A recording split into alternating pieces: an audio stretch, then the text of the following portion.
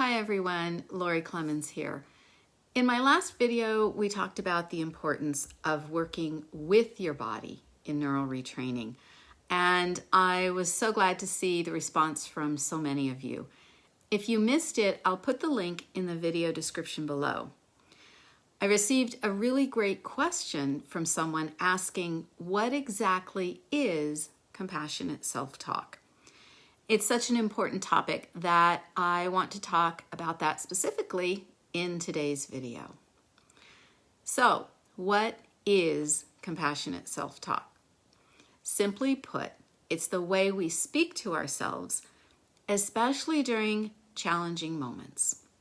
We often have an inner voice that can be critical or harsh or even just really unkind. It's that voice that judges our efforts, criticizes our bodies, or makes us feel like we're not doing enough. This voice can be loud, persistent, and really exhausting. But here's the thing, that inner voice doesn't have to be our reality. We can choose to change it into something much more supportive and loving. Compassionate self-talk is about replacing those critical thoughts with words that are kind and gentle and understanding. Imagine speaking to yourself the way that you would speak to a close friend or a child who's going through a tough time. You wouldn't berate them or criticize them or make them feel worse. Instead, you'd offer comfort and encouragement and reassurance. This is the essence of compassionate self-talk.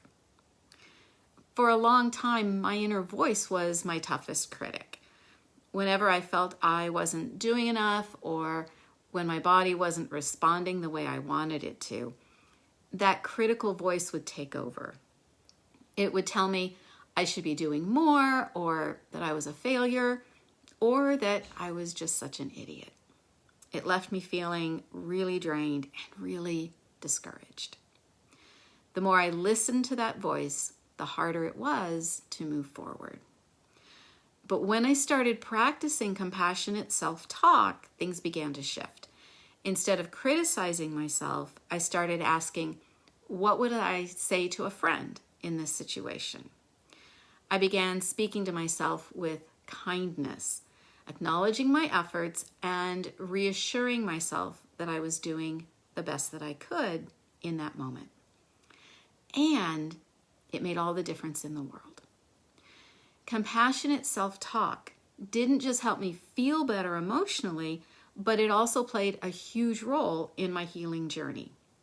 The way we speak to ourselves has a direct impact on our limbic system, which is deeply intertwined with our emotional and physical well-being. When we engage in harsh self-talk, constantly criticizing or judging ourselves, it sends signals to our limbic system that we're under threat. This triggers the stress response, keeping our nervous system in a state of dysregulation. By treating yourself with the same compassion that you would offer to others, you're able to interrupt this cycle. Compassionate self-talk sends a different kind of signal to the limbic system, one of safety and support. So when we speak to ourselves with kindness and understanding, it helps to soothe our nervous system, signaling that it's okay to relax, that we're not in immediate danger. This calming effect reduces the production of stress hormones like cortisol and allows the body to shift from a state of fight or flight to one of rest and digest, where true healing can take place.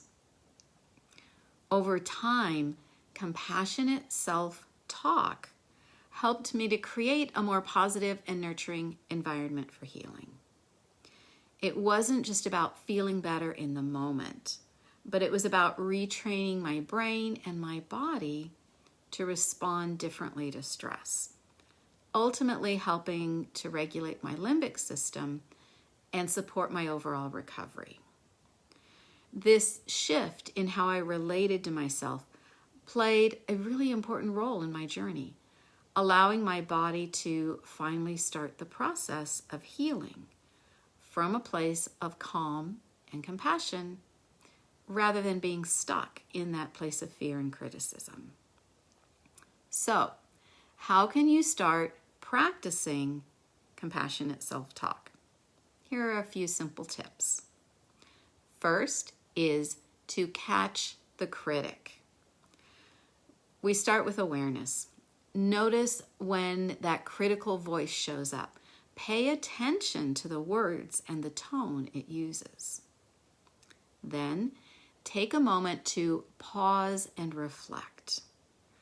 When you catch that critical voice, pause for a moment and ask yourself, would I say this to a friend who's struggling? If the answer is no, then it's time to reframe it. Third is to reframe the thought with kindness. Replace the critical thoughts with compassionate ones. Instead of saying, I'm not doing enough, try saying, I'm doing my very best, and that's enough for now. Or instead of saying, I'm just forever stuck, try saying, I'm on a journey, and every step forward, no matter how small, counts. And last, practice regularly. Like any new habit, compassionate self-talk takes practice. The more you do it, the more natural it will become. Over time, you'll notice a shift in how you feel, both mentally and physically. Remember, compassionate self-talk isn't about ignoring challenges or pretending that everything is all perfect. It's about being kind to yourself in the process, recognizing that you're doing the best that you can and offering yourself the same grace and compassion that you would offer to others. I hope this helps you on your journey, and I would love to hear in the comments how you are practicing compassionate self-talk in your life. Thanks for watching, and I will see you in the next video. Bye for now.